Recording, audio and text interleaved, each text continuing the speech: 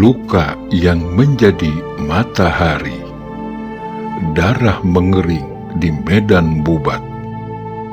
Langit galuh meratap, bumi Kawali bergetar menunduk pilu. Di tengah duka itu, seorang bocah kecil berdiri sendiri. Tubuh mungilnya dipeluk angin luka sejarah. Ia bukan sekedar anak raja, ia juga adik seorang putri yang gugur karena cinta yang dinistakan. Ia adalah Niskala Wastu Kencana, yang kelak membangkitkan cahaya dari puing-puing luka reruntuhan. Niskala Wastu Kencana lahir dari naungan istana Galuh. Namun takdir lebih dahulu merampas dari pelukan ayah dan senyum sang kakak. Dia Pitaloka. Peristiwa Bubat menggoreskan luka abadi di dalam dirinya. Baginya bukan sekedar tragedi politik, tetapi pengkhianatan terhadap cinta dan harga diri Sunda. Sejak kecil ia dipisahkan takdir dari mimpi kanak-kanaknya. Hanya tangisan dalam sepi yang tak dimengerti. Dijaga dan dihibur oleh para abdi. Namun dari luka itulah tumbuh benih, tekad mengakar, tumbuh menjulang. Ia pun bersumpah, jika besar nanti, Sunda tidak akan pernah ditundukkan oleh rasa takut dan tipu muslihat. Pada tahun 1371, sejarah memanggilnya. Pangeran Wastu Kencana menatap langit dari singgasananya. Ia tak bersorak angkuh atas tata yang diwarisi. Baginya mahkota bukan lambang kemewahan, tetapi beban kesetiaan terhadap tanah leluhur yang harus dipertanggungjawabkan. Dengan gelar Prabu Wastu Kencana, ia mulai membuka babak baru. Ia perintahkan kota Kawali dibentengi, tembok mengelilingi, menggali parit, membuat jurang antara Sunda dengan segala ancaman. Ia membangun Surawisesa, bukan hanya sekedar istana, tetapi lambang bangkitnya harkat Sunda. Di tengah kekuasaannya, Sang Prabu tak lupa pada ajaran leluhur. Baginya agama leluhur bukan sekedar ritual, tetapi pusaka jiwa yang harus dijaga.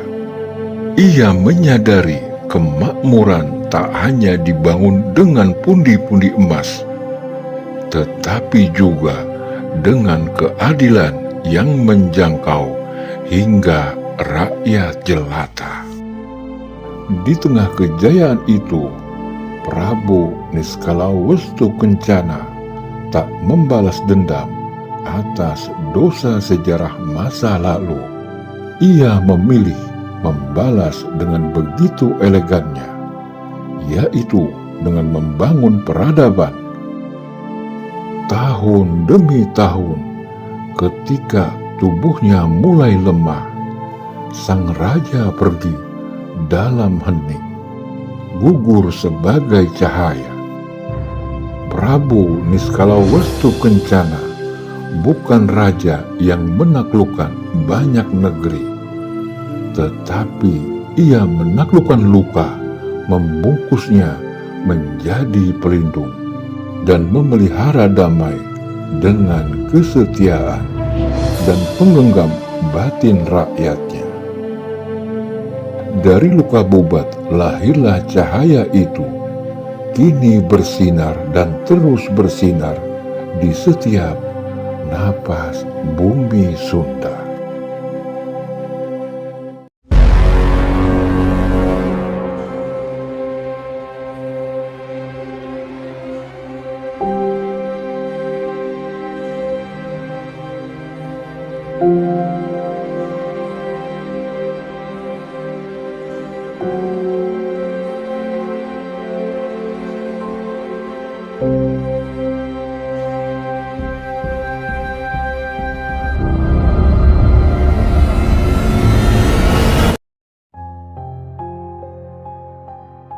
Assalamualaikum warahmatullahi wabarakatuh. Salam sejahtera bagi kita semua. Om Swastiastu. Namo Buddhaya. Sampurasun. Sahabat Akarimba, dimanapun Anda berada, baik yang nyata maupun yang gaib. Pada abad ke-14, sebutan Sunda sudah meliputi seluruh Jawa Barat, baik dalam pengertian wilayah maupun dalam pengertian etnik. Menurut pustaka Parwatan Ibumi Jaya Diva, Parwa 1, Sagra 1, nama Sunda sudah mulai digunakan oleh Maharaja Purnawarman untuk ibu kota kerajaan Tarumanegara yang baru didirikan, bernama Sundapura. Idealisme kenegaraan memang terpaut di dalamnya, karena Sundapura mengandung arti kota suci atau kota murni, sedangkan Galuh berarti permata atau batu mulia. Pada tahun 1348 di Kawali, tempat lahirnya seorang calon pemimpin besar, Maharaja Niskala Wastukencana, putra dari Prabu Maharaja Linggabuana dan Dewi Lara Linsing, mewarisi tahta kerajaan Sunda Galuh Bersatu, kerajaan yang wilayahnya membentang dari Sungai Citarum hingga Cipamali. Namun perjalanan hidupnya tidak dimulai dengan mudah.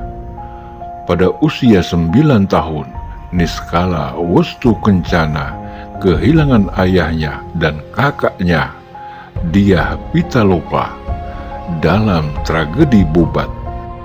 Konflik yang mengoyak hubungan Sunda Majapahit. Kepergian ayahnya memaksa pamannya, Prabu Guru Mangkubumi Bunisora Suradipati, untuk memimpin kerajaan hingga Niskala Wastukencana cukup dewasa untuk memerintah. Ketika mencapai usia remaja, Niskala Wastukencana mengembara ke wilayah Lampung, wilayah yang saat itu berada di bawah pengaruh kerajaan Sunda. Di sana ia menikahi Lara Sarkati, putri Raja Lampung yang menjadi permaisuri pertamanya. Dari pernikahan ini lahirlah 2 orang putra. Yang pertama Haliwungan, yang kelak dikenal sebagai Prabu Susuk Tunggal, Raja Sunda di Pakuan. Kemudian yang kedua Haluwesi, seorang tokoh penting yang memimpin proyek besar menguruk rawa Sang Hyang Rancamaya. Selain itu, ia menikahi Dewi Mayangsari, putri pamannya Prabu Bunisora. Dari pernikahan ini lahirlah 4 orang putra. Yang pertama Ningrat Kencana, yang kemudian bergelar Prabu Dewa Niskala, penguasa Galuh di timur Citarum. Yang kedua Surawijaya. Yang ketiga Gedeng Sindangkasih. Yang keempat Gendeng Tapa. Sebagai seorang pemimpin, Mahaprabu Niskala Wastukencana memerintah dengan damai selama 1 abad.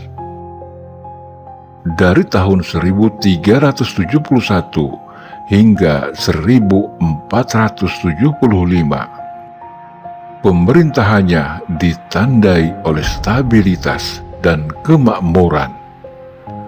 Bahkan ketika Majapahit dilanda kekacauan internal akibat Perang Paregreg, Mahaprabu Niskala Westukencana justru berada di tengah ketenangan kerajaannya.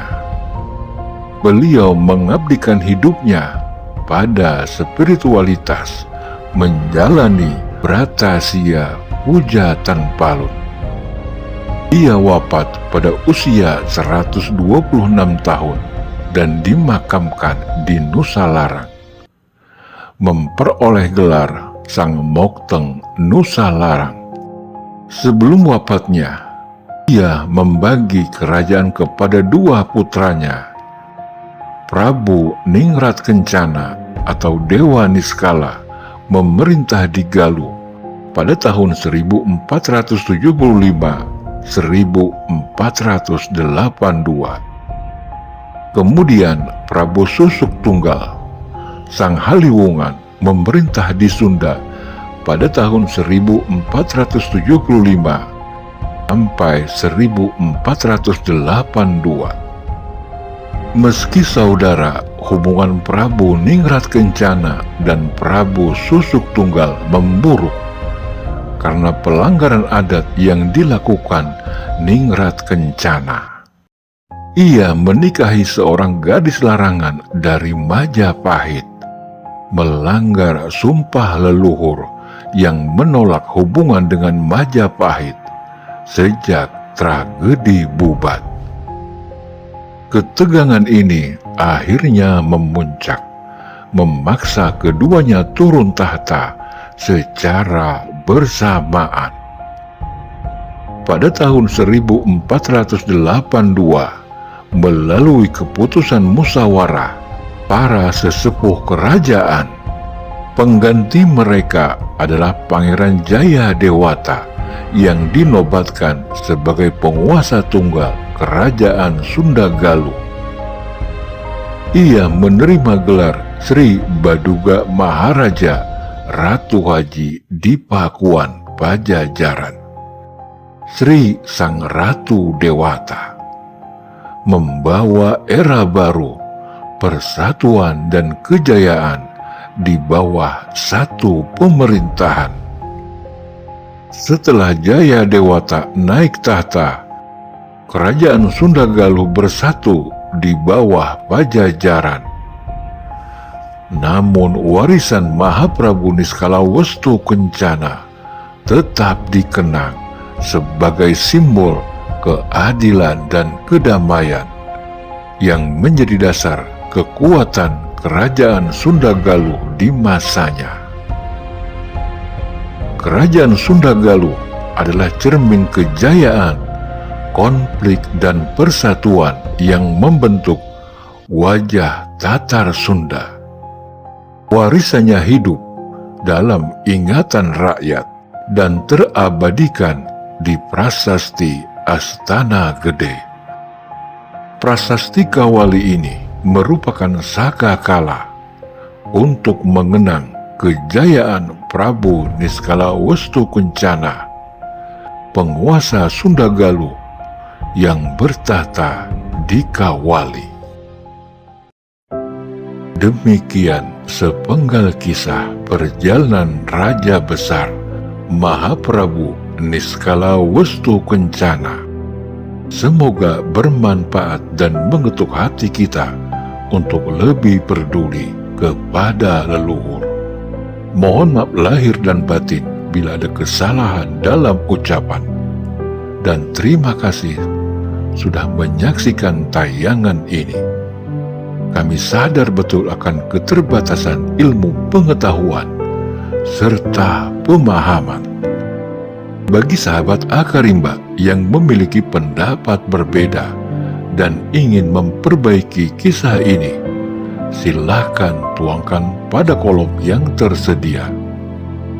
Jangan lupa untuk selalu mendukung kami dengan cara subscribe, like, dan komen pada channel kami, agar kami tetap semangat berkarya menciptakan titik-titik berikut menuju wujud alif sempurna, lahir dan batin.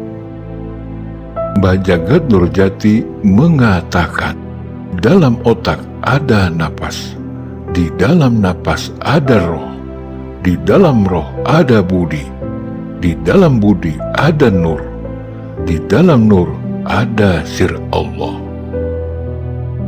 Dalam hadis qudsi, Rasulullah bersabda, di dalam tubuh anak Adam ada segumpal daging, di dalam daging ada hati, di dalam hati ada buah, di dalam buah hati ada nyawa, di dalam nyawa ada rahasia, di dalam rahasia ada nur ilahi yang tersembunyi, di dalamnya ada aku. Siapa yang mengenal dirinya, dia akan kenal Adam, tanah, air, api, dan angin. Siapa yang mengenal Adam, dia akan mengenal Muhammad, wujud, ilmu, nur, dan suhud. Siapa yang mengenal Muhammad, ia akan mengenal roh. Siapa yang mengenal roh, ia akan mengenal Allah Subhanahu wa Ta'ala. Zat, sifat, asma, dan af'al. Ingatlah, hanya Allah yang tidak lalai sekejap mata pun. Wallahu alam bisawab. Salam cinta leluhur Nusantara. Wabillahi taufiq wal hidayah, waridu wa inayah. Wassalamualaikum warahmatullahi wabarakatuh.